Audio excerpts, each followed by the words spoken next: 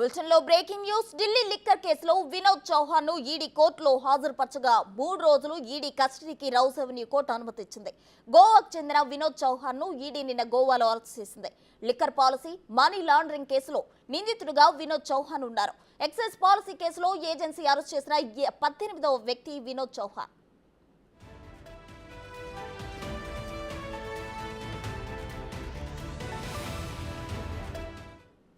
ఇదే అంశానికి సంబంధించి మరింత సమాచారం మా ప్రతినిధి శివ ఇస్తారు.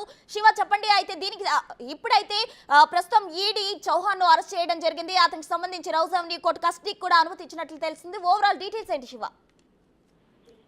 ప్రస్తుతం ఢిల్లీ లిక్కర్ పాలసీకి సంబంధించి కూడా ఢిల్లీలో లిక్కర్ స్కామ్ లో మనీ లాండరింగ్ సంబంధించి అవకతవకలు జరిగాయి. లిక్కర్ పాలసీలు అనేది ప్రధానంగా ఈడీ అలాగే సిబిఐ దర్యాప్తు సంస్థలు ఆరోపిస్తున్నాయి. దానికి సంబంధించి దాని మూలాలన్నీ కూడా ఇటు పంజాబ్, హర్యానా, యూపీ, మరో గోవా, ఇటు తెలంగాణ, మరో తెలుగు రాష్ట్రాలను ఆంధ్రప్రదేశ్ లో కూడా ఉన్నాయనేది మొదటి నుంచి కూడా దర్యాప్తు సంస్థలు ఆరోపిస్తున్నాయి. దానిలో భాగంగా ప్రతి చోట కూడా మొదట ఈడీ సోదాలు నిర్వహించింది.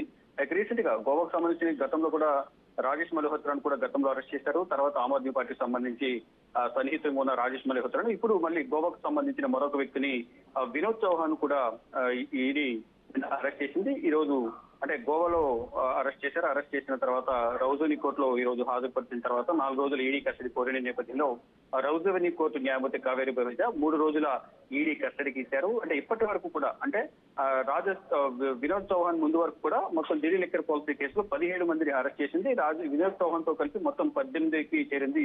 ఈ ఢిల్లీ లిక్కర్ పాలసీ అరెస్ట్ కు సంబంధించి ఈడీ ఇప్పటి వరకు 18 మందిని అరెస్ట్ చేసింది. ఈ 3 రోజుల విచారణలో మొత్తం వినోద్ చౌహాన్ ఈడీ విచారించబోతుంది. విచారించిన తర్వాత ఈ ఢిల్లీ లిక్కర్ పాలసీతో వినోద్ చౌహాన్ కు ఉన్న సంబంధం ఏంటి, ఈ దీనిలో జోన్లు పొందడానికి కానీ దీంట్లో వ్యాపారంలోకి ప్రవేశించడానికి కానీ ఎవరు సహకరించారు, ఎవరెవరితో ఆర్థిక లావాదేవీలు జరిగాయనే దానిపై కూడా వినోద్ చౌహాన్ ను ఈడీ కస్టడీలో 3 రోజుల పాటు విచారించే అవకాశం కనిపిస్తుంది. అంటే ఎవరెవరితో లింకప్ అయి ఉన్నారు, ఎవరెవరితో సంభాషణలు జరిపారనే దానిపై కొన్ని ఆధారాలను కూడా సేకరించిన తర్వాత నిన్న గోవాకు వెళ్లిన ఈడీ అధికారులు వినోద్ చౌహాన్ ను అరెస్ట్ చేసినట్టు తెలుస్తుంది. అక్కడి నుంచి గోవా నుంచి ఢిల్లీ తీసుకొచ్చి ఈ రోజు ఉదయం రౌజవెన్యూ కోర్టులో న్యాయమూర్తి కావేరి బవేజ హాజరుపరిచిన నేపథ్యంలో 3 రోజుల ఈడీ కస్టడీకి ఇచ్చారు. ఈ ఈడీ కస్టడీలో 3 రోజుల పాటు ముగిసిన తర్వాత కస్టడీ ముగిసిన తర్వాత మళ్ళా రౌజవెన్యూ కోర్టులో హాజరుపరిచి మరికొన్ని రోజులు కస్టడీ కోరే అవకాశం అయితే కనిపిస్తుంది. ఈ 3 రోజుల కస్టడీలో పలు కీలక విషయాలు అయితే వినోద్ చౌహాన్ నుంచి రాబట్టే అవకాశం కనిపిస్తోంది.